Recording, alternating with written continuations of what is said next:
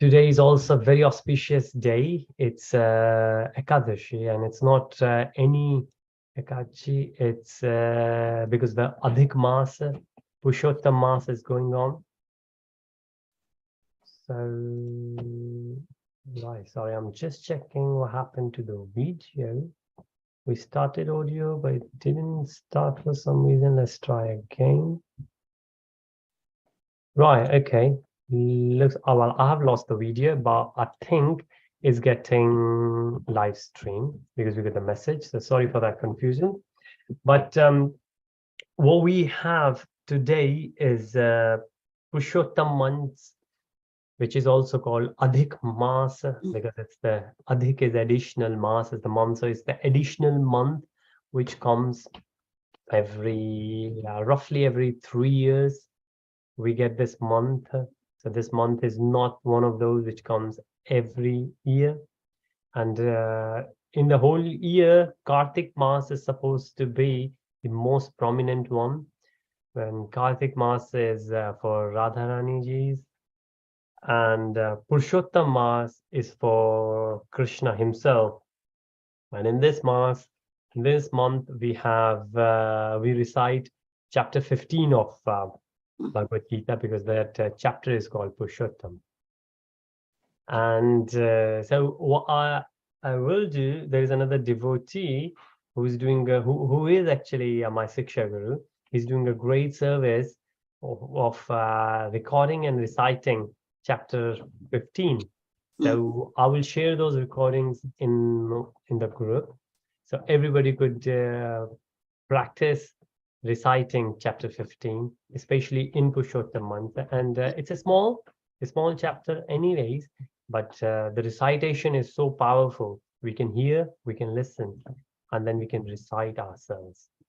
So chapter 15, that's for the whole month. But today is Padmini Ekadashi, and maybe at the end we will go through the story of, because every Ekadashi has a story associated with it from the Puranas. This story is also there. I think this story is in Vishnu Purana, but when we will get to that, we will go more into it. What's the story behind today's Ekadashi, which is very special because this Ekadashi doesn't come every year. It only comes in Adhik Masa, which comes in 3 years' time. And then that's why this Ekadashi is so important. So the month is important. In this month, the Ekadashis, there are 2 Ekadashis, and today's Ekadashi is very important, which is called Padmini Ekadashi. Right, okay. So let's resume to our Shri Īśopaniṣad sessions with the blessings of Srila Prabhupada Ji. And then let's take the blessings of Guru, Sadhu, and Shastra. Om.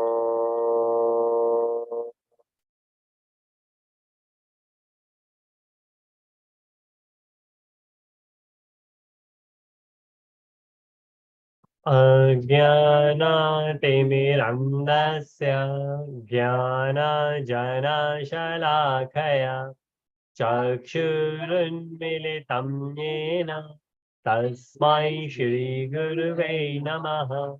Shri Chaitanya Manobhishtam Stapitam Yena Bhutale Swayam Rupa Kadamayam Dadati Swapadantikam Vandeham Shri Gurun Shri Yuda Padakamalam Shri Gurun Vaishnavanscha Shri Rupam Sagrajatam Sahagana Raghunatha Vitam Tam Sajivam Sadvaitam Savadutam Parijana Saitam Krishna Chaitanya Devam Shri Radha Krishna Padan Sahagana Lalita Shri Vishakha Vitamscha He Krishna Karuna Sindhu Dinabandhu Jagatpate Gopesha Gopika Kanta Radha Kanta Namastute Tapta Kanchana Gaurangi Radhe Vrindavaneshwari Vrishabhanu Sute Devi Paramami Hari Priye Vanchakalpatarubhyascha kripaudindubhya eva cha patitanam pavanebhyo vaishnavebhyo namo namaha. Namo Vishnupadaya Krishna Preshtaya Bhutale Shrimate Bhakti Vedanta Swami Niti Namane. Namaste Saraswate Deve Gauravani Pacharine Nirvishesha Shunyavadi Paschat Deshitarine.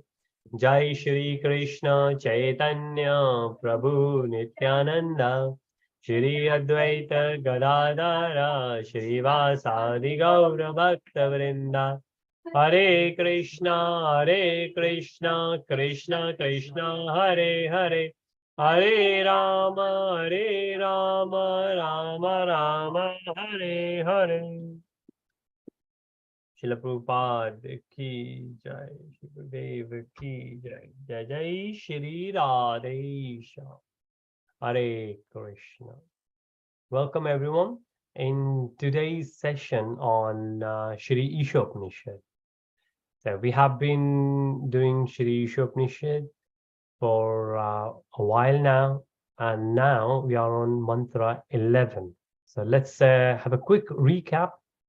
So we have invocation mantra, which is Om Purnamada Purnamidam, that Krishna is complete and we have emanated from Krishna and we are complete as well in quality, not in quantity. It's like the ocean in quality is exactly the same in chemical composition as the ocean, the water in ocean, but the water is in ocean is a lot more compared to one drop of ocean. So it's we can't really compare that.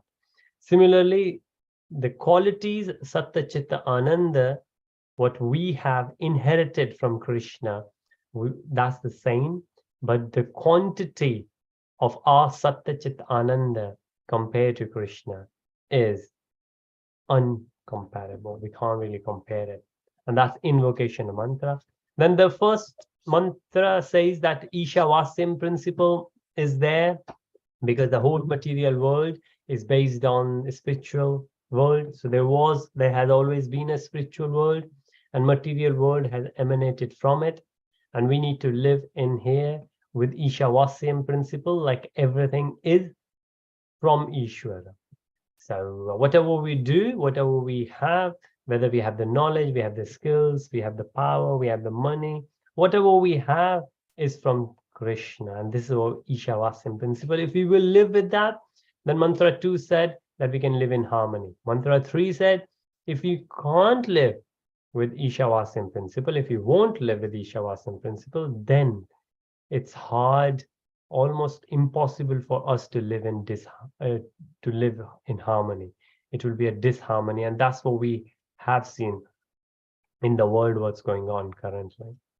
And then moving on from mantra 4 to 8, we have seen the importance of a spiritual vision, that if you want to understand Krishna, we need to have a spiritual vision. From material understanding, material knowledge, we cannot understand the absolute, which is Krishna.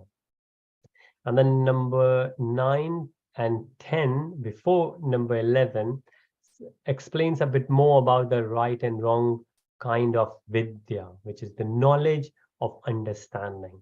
And then later on, we will see, once we have that vidya, that understanding, the correct understanding, the wisdom, then we know how to implement that knowledge for the prayers. And once we know the correct type of prayers, then only Krishna will reveal himself. Not that we can claim Krishna to reveal, but Krishna will reveal himself because of our devotion. It says that no one in the world could touch Krishna. And we have seen Kamsa and Ravan against Lord Rama, who is considered as the partial incarnation of Krishna, Vishnu in between, through Vishnu. And no demon could do any harm to even the partial incarnation of Krishna. Another example, we have seen it, we will see again today in a recap. Hiranyakashipu against Narsimhadev. And these were great, big, huge demons. And so what we can understand how powerful Krishna is, or what the way Srila Prabhupada says, we can't even understand how powerful it is, but what we can understand is too powerful for us to understand. But the same Krishna was under the control of a devotee who was Devaki, or all of the pure devotees who we think of, that the mother Yashoda in Damodar Leela got hold of Krishna. And how? And Acharyas, they have done so many commentaries on it, that this is the same Krishna from whom a lot more expansions came out and destroyed all the demons, and no one could overcome Krishna. And this is the same Krishna in a little form. And Mother Yashoda just got hold of him and tied him against little mortar. So it's so hard for us to understand. But this explains the significance and the importance of bhakti, the devotion.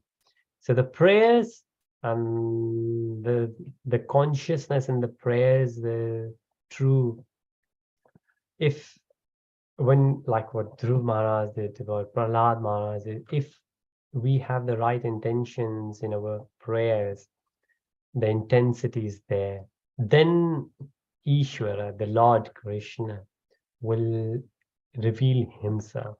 And that's considered as a mercy. It's not just that we can claim, it's a mercy, voluntarily. But based on the devotion, the intensity and the purity of devotion.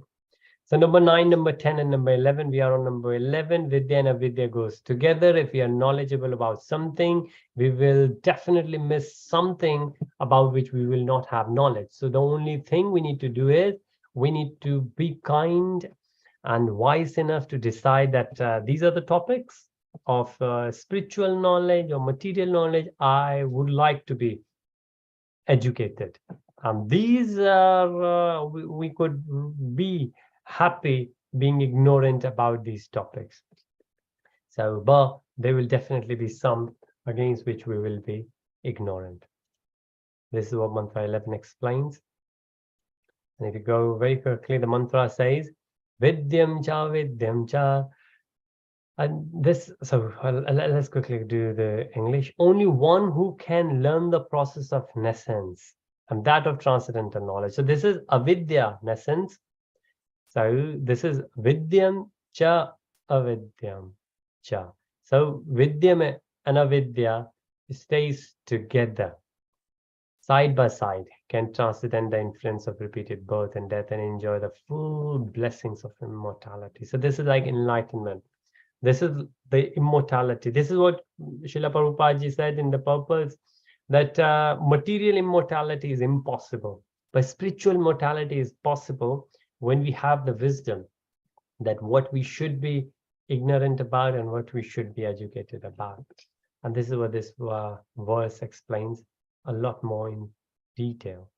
And we have seen the examples of Raman, that he wanted to be immortal, but he died because of the shortcomings.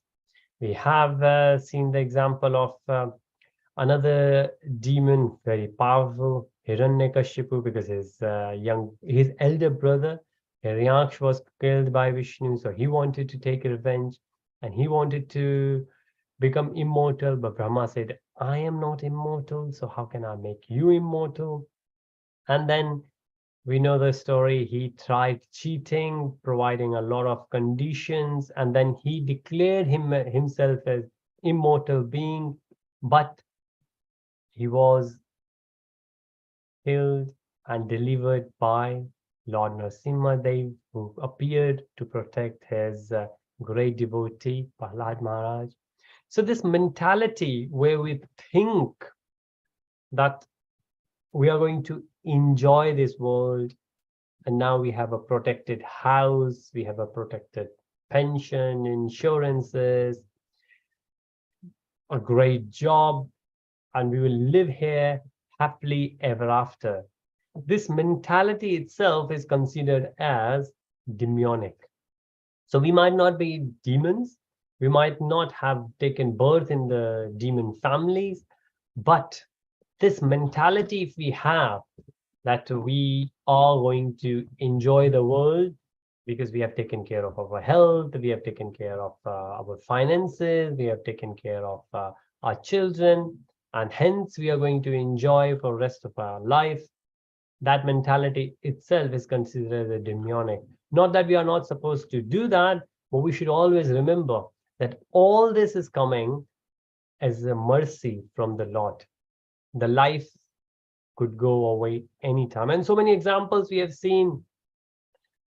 Sometimes so another friend of mine was saying that his friend got burgled and the insurance didn't pay because insurance found a loophole. And there are so many examples where insurances, people think, oh, I got the insurance, but insurance don't pay because of the clause, sometimes hidden, sometimes visible. But we do need to understand that if Krishna wants, Krishna could just change all that almost momentarily. We will not even figure out, and this has happened in our company. A senior VP who's been there for roughly 15 years, and he did a great job for the company. I personally met him a number of times, and he will start early, will finish early, stays away from his family. He has given so much to the company. And one day, before getting into all the company politics, one day somebody decided that we don't want him. And a senior VP is out of job now. And of course, he had all his life planned. He's 50 plus anyways. But what happened? What happened? There were so many people in the company who loved him, so many people who looked upon him that, oh, he's the pinnacle of success. But what happened? We don't know the details, but something happened somewhere. And as we say, nothing happens without the permission of the Lord, which means something happened somewhere which made him lose his job. And of course, being a devotee, if you understand, everything happens because of one's own karma. So maybe sometime he would have done something wrong, and because of that, this happened. So if somebody on such a high energy, the passion, how much time and efforts he has given to the company, if this could happen to him, then this could happen to anyone. So we should always be thinking about it, that nobody is going to live happy ever after. And as we know, the three kinds of miseries, Adi Devik, Adi Bhautik, Adhyatmik, the miseries from our body, mind, miseries from the people around, miseries which are natural disasters, these will always disturb us. So what can save us? What can save us? And I think we did see that there are other examples from Bhagavatam, that Mamupetya Punarjanma Dukha Alyam Shashvatam, Dukha Alyam Shashvatam. So the Shastras, we have seen from our experiences, but the Shastras say that is Dukhalyam Ashashvatam. Dukhalyam, it's a place of misery. Ashashvatam is a temporary place. In one sense, now it's a positive thing to think about, because if we are in pain, the wise people always come and tell us it's temporary, it will go away. Now, if we say that this is a dukhalyam, a place of misery, then we could feel very remorse, very upset. Oh, this is a place of miseries. Doesn't really matter how much money, how much power, how much fame, how much network connections are made. Life will always be miserable materially. But when we know that this is temporary, we know this is temporary, so all the miseries will go away. But what will happen afterwards? So now that's where the spirituality comes in. And this is what Srila Prabhupada explained, that immortality is impossible materially, but immortality is possible by Krishna's teaching. So we should understand how getting ourselves into Krishna, Hare Krishna movement, in Krishna consciousness mindset, we could be happy, we could be immortal. Not the body, but the soul. We just need to realize it. Krishna comes to make us immortal. And as it says, Krishna himself will reveal himself. So Krishna will personally take care of us being devotees if we listen to Krishna. And Srila Prabhupada has given such a great living to us that from the morning till the evening, we have so many different prayers, so many different bhajans, the way we could engage our senses in Krishna conscious states. So when this is the example which we have seen in the past, in the last session, where Srila Prabhupada said to someone that bow down to Krishna because he's the supreme. Somebody said, what? I don't want to bow down to anyone.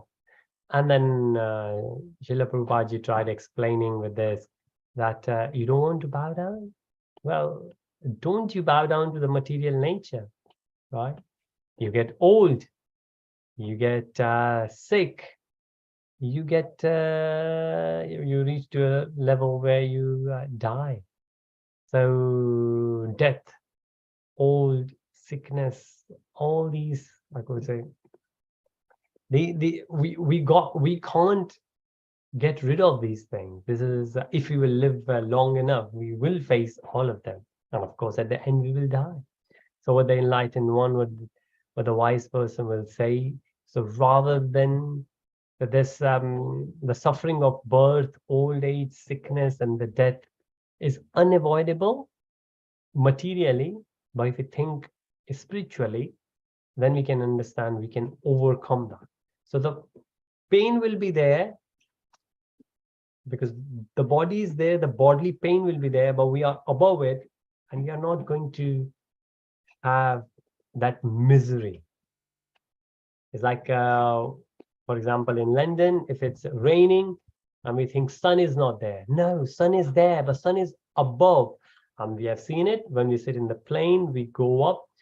Even if it's raining at London airport, when we take off, we cross the clouds and we go up, sun is always shining there. And this is what happens. This is what happens. That we transcend the clouds of miseries. So the clouds are still raining, but we are above it and we don't face it. Another example of the plane, that when we are right on the ground floor, we see the problems, the miseries as tall buildings. But when we sit in the plane and we fly away, the buildings are still there, but how small the buildings look. Very small when we are up. And this is another way of thinking, that we transcend those miseries. The miseries are there, but now our focus is not there on it, because our focus is on Krishna. Our engagements are there with Krishna. We are engaging with Krishna. We are engaging with devotees. We are engaged in Krishna conscious activities. The bodily pains, the miseries, they all are there, but they're out of focus. And that's why the pain could be there, but the misery is not there anymore. And that's how devotees, they transcend, because devotees know very well that the birth and death, they're part and parcel of it. Like what we say, nahanne mane sharire. The body is not going to be saved, but the soul is going to move from one body to another, and this will continue until and unless, of course, we will break this vicious circle of birth and death again. So these 6 changes will definitely be there again and again. Materially, they will always be there. And so this is where we were. Like what Srila Prabhupada always said, that we could dive deep in it. So we need to think of duration of our life, what we're going to do with it. So how long? So when we say devotees, how long somebody been a devotee. But more important than that is, what's the intensity of our devotion? It could be that somebody said, well, I've been reading Bhagavad Gita so many days. I've done, like what we were discussing, Hanuman Chalisa so many times. I've done all the spirituality, all the prayers and the pujas so many times. But what was the intensity? When we chant, are we still thinking of something else? So the duration was there. Of course, duration matters, but more than duration, what matters is the intensity. And then the varieties, which Prabhupada ji said, that so somebody said that, why didn't Prabhupada ji said, just chant? And he has said it. The whole book is there, just chant and be happy. But he realized that we can't chant all the time. And how do we know? Because his spiritual master asked him to do 64 rounds, which he used to do. And that's why he suggested to everyone else. But people couldn't do it. Then he reduced it to 32. But devotees still couldn't do it. Then he reduced it to 16. And then he said, that's it. This got to be the bottom. We can't go lower than that. But 16 rounds will take maximum couple of hours based on how slow or fast somebody does. Sometimes we do in 1.5 hours, but sometimes in 2 hours. But what happened to the rest of the time? And that's where the variety comes in. If we cannot chant all the time, we are engaged in other activities. How about we transform those activities into Krishna conscious activities? And that's where the varieties are there, because different people, they have different instincts. Different people have different tastes. So somebody would love to cook, somebody would love to sing, somebody would love to do the kirtan, somebody would love to do book distribution, somebody would just love to learn a lot more about scriptures. And that's where the variety comes in. So the duration is there, the intensity is there, the variety is there, and the extent, to what extent we do it. So very similar to the duration, that it's not just we have done it a little bit. Do we go out of our comfort zone to do it? Like sometimes people say, oh, I will do the preaching, but I'm not going to go out. So from Manna, there's a trip going to Tanzania. And I think I've shared that invite in the group. And they're taking devotees. Of course, there's a bit of expense involved because of the flights and the accommodation, but devotees from UK flying to Tanzania, and they're going to stay there for a while to do preaching.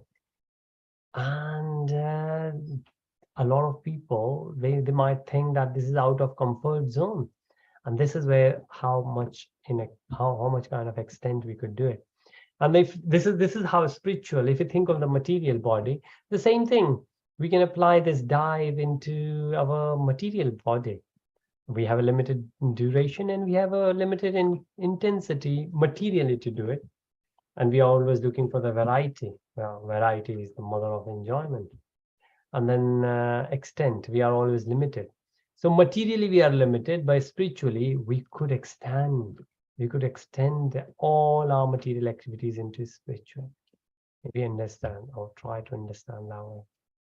But then Srila Prabhupada goes further and he said that let's make a best use of this bad bargain. So bad bargain is the body, material body, because it's limited.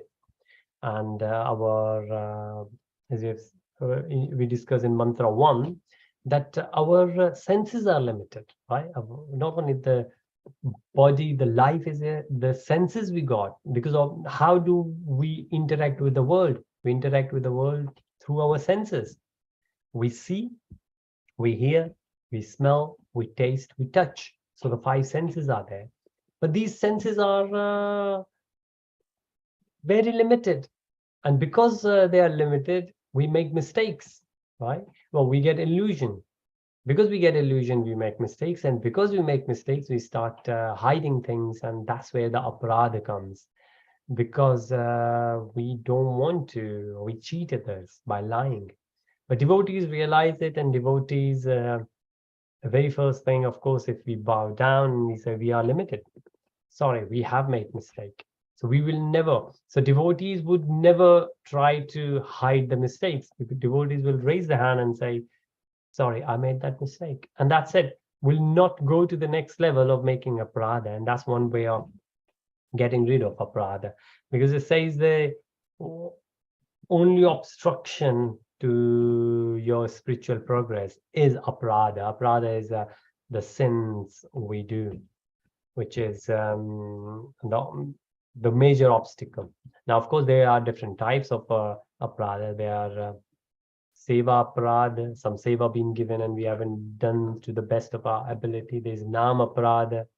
We are chanting, but we are half conscious. We are engaging. We are chatting with someone. We are watching movies or something. So these are called nam aparadha. Then, of course, we have with the other devotees, if we have said something which is the major one, Vaishnava aparadha. And of course, we could do Dhamma aparadha. We do bad things when we go to Dhamma. Of course, today is Ekachi. On Ekachi, we are not supposed to. Ekachi is one of those things where we do little auspicious things and the benefits are multifold. But if we do little bad thing, the downsides are also multifold. So devotees understand that. If you can't do good, then don't do bad. And this is another thing for the Dham also. When we go to Vrindavan, of course, if you do good things, we do donations there, we do nama there, chanting there, engage ourselves in Krishna consciousness. All that sadhana gets multifold when we are doing with other devotees, we are doing with the Spiritual Masters Association, we are avoiding all the Vaishnava prasa, we are doing it with Dhamma. So when we take care of these on auspicious days, auspicious places, then definitely we get the benefits. But we should always be very careful not to do any offenses there. So material, bad bargain; spiritual, best use of those bad bargain. So dharma, artha, kama, moksha. Hare Krishna. Mataji, please. Hare Krishna, Prabhuji. Just a question that about dharma, artha, kama and the moksha. To me, it seems like, I may be wrong, that they are all activities when you are got older or men or sort of adult type of activities, isn't it? So what happens when you are young? I know some people when they are young, they do the dharmas and they are sort of quite into the religion. Yes. But this also, to me, it seems like adult type of activities. They are activities, Mataji. Yes, you're right. But we don't have to wait until we reach to a certain age. So as you said, it could start not only when we are young, but even from childhood, we could start it. Different places, different ages are given, but 5 years seems to be one of those which has been widely accepted. That any offenses, and there is an example of I'm thinking the name of the it's not Mandukya. There is a rishi, name is very similar to Mandukya, who was given a punishment by our Yamraja. Yamraja punished him, and when he said, why did I get this punishment? And he said, because you did this. But then the sage said, well, hang on, when I did that, I was under 5. And when you are under 5, you don't get because I didn't know what I was doing. I was little. So I should not get the bad results of my bad karma when I'm under 5. So then he cursed Yamraj, and Yamraj accepted that curse. But yes, so under 5, it's okay as long as the kid doesn't know what. Of course, if kid has been told that this is bad and kid is still keep doing it, that's an exception also been mentioned. But otherwise, under 5, it's okay. Above 5, dharma, artha, kama, moksha, slowly, gradually, we develop, we understand, and all our actions are based on it. So whatever we will do will fall into one of those categories. But what we are, so yes, to answer your question, we don't have to wait to the old age, not even to the young age. Now, again, of course, what we consider as young, my son is 14 years old and he's considered as young adult. He's not adult yet, he's just a teenager. But when you book the tickets for airlines and all, they call him young adult. But even when you are preteen, 9, 10, you understand everything. But 6 and 7 years old understand as well what's good, what's bad. And they also, when they do, sometimes from their own understanding, they would like to donate, they do the charity. And these days, they do the charity walks.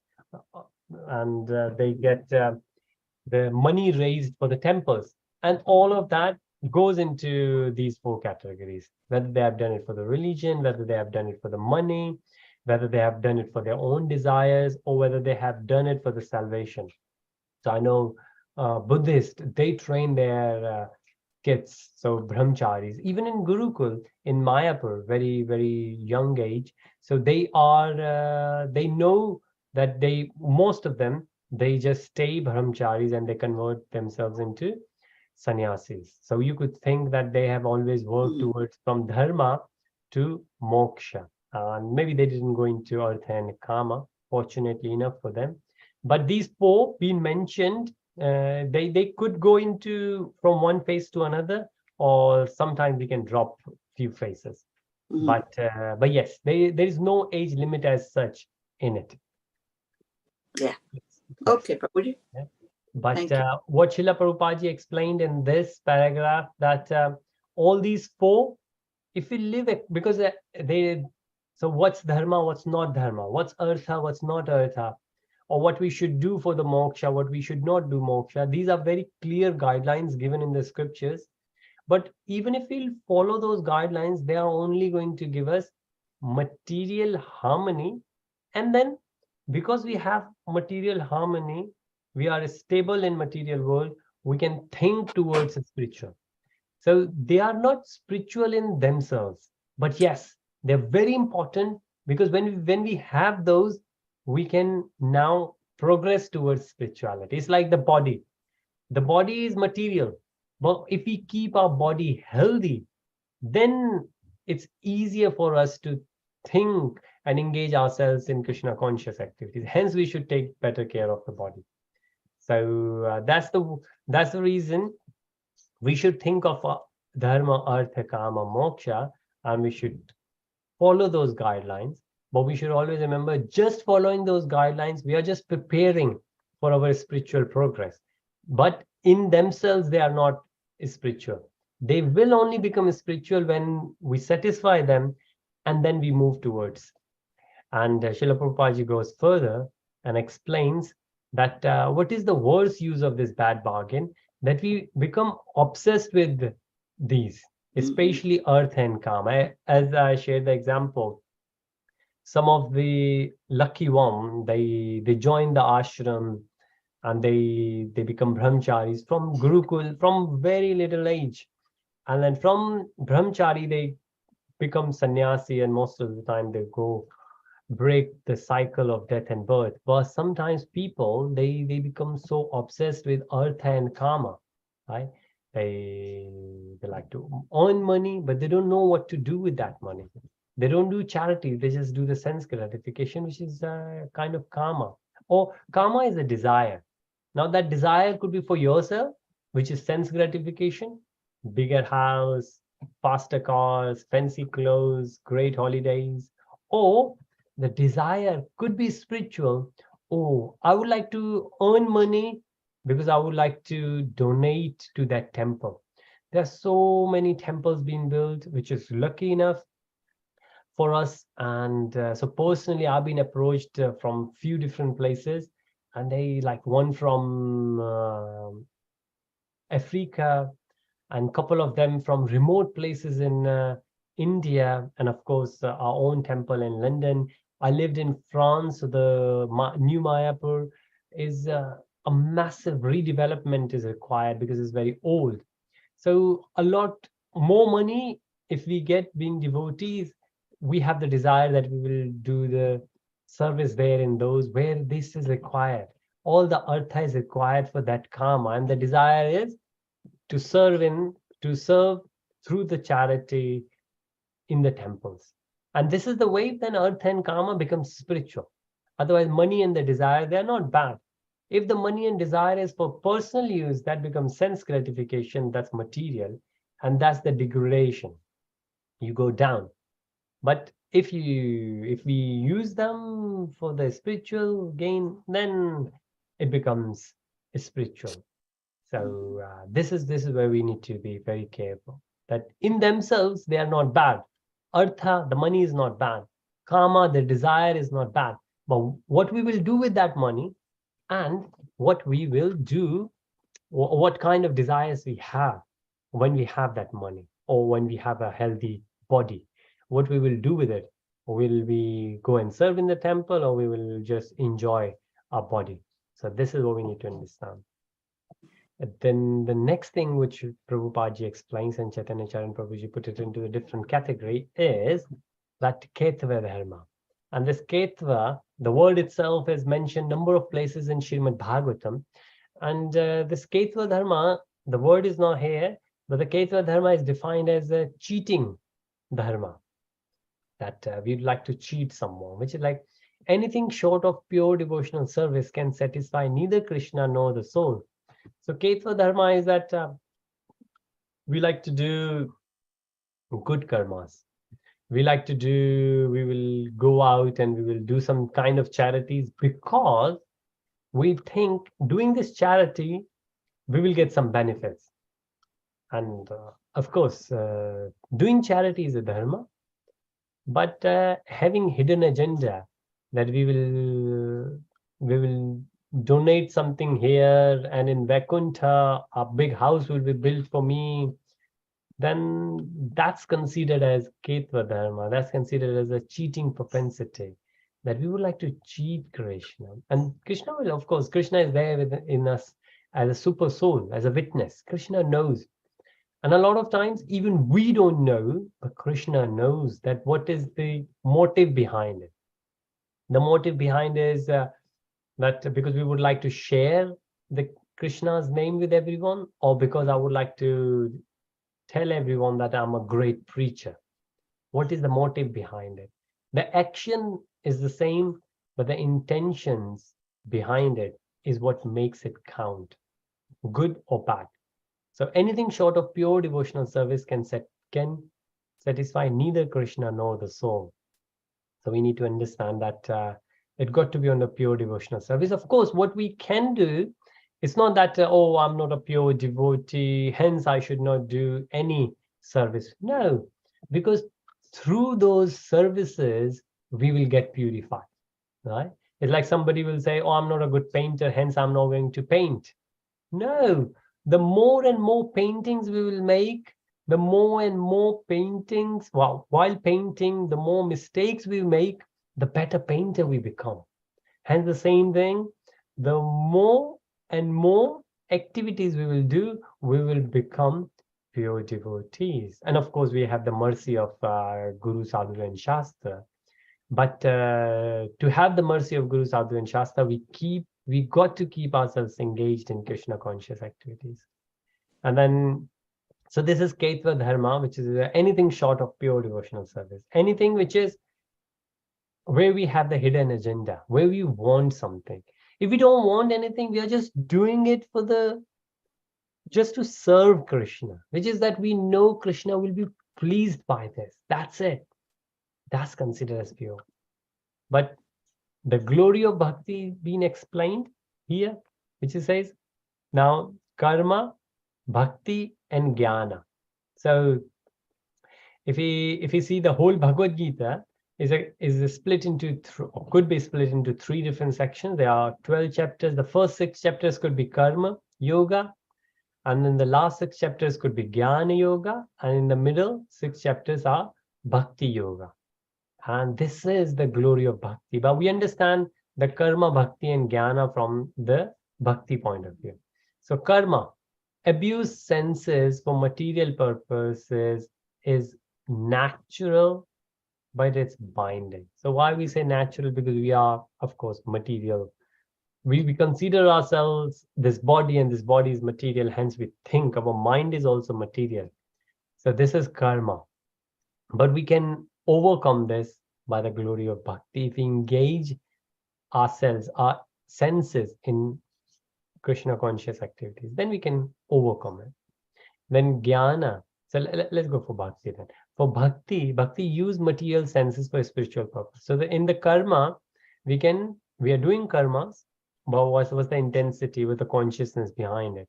In bhakti, we use all those material senses for a spiritual purpose. It will become natural to us. Like if you speak to devotees, wherever devotees, and Srila Prabhupada is a great example, wherever he will see. So there is an analogy there. Hare Krishna. I've just noticed the timing. So I'll just finish with that. There is an analogy where the Srila Prabhupada was driven through some suburbs of America, and it was a bit dirty. And somebody said, "Oh, this is the degraded part of this town. Sorry, we got stuck here. We shouldn't have come this side. You have to witness all this. People lying around all over the place, many beggars and all." Srila Prabhupada said, "No, this is a great place." Because and everybody was surprised. And Srila Prabhupada said, if these people are fallen, that means we have the opportunity to preach. And everybody was fascinated that even in this circumstances, they were thinking that they did wrong by bringing Srila Prabhupada through this route. But Srila Prabhupada could only think of preaching, and that's natural to him, right? So karma, natural but binding, but natural and liberating bhakti. Jnana, reject senses for either material or spiritual purposes. This is what usually jnana does, but this is jnana yoga. We will see what happened from different perspective. Not binding, but unnatural. So this jnana is reject everything and go to the mountain, in the cave and all. But you will not get attached to anyone, but it's not natural to us. But because naturally we like to attach, we like to engage our senses. Hence, bhakti, Prabhupada says, is the topmost. So let's stop it there because the time is over. Hare Krishna. Hare Krishna, Prabhuji. Hare Krishna. Thank you so much, Mataji. And we shall resume back next week, and we shall continue and hopefully try to conclude this mantra. We still have Radhesham Prabhuji's presentation to do. But with that, Srila Prabhupada ki jai, Gurudev Maharaj ki jai, jai jai Shri Radhe Krishna. Hare Krishna. Thank you so much, Mataji. Hare Krishna. Thank you, everyone, for Thank you. joining. Hare Krishna. Looking forward to see everyone next week, and we shall resume mantra 11 and try to continue.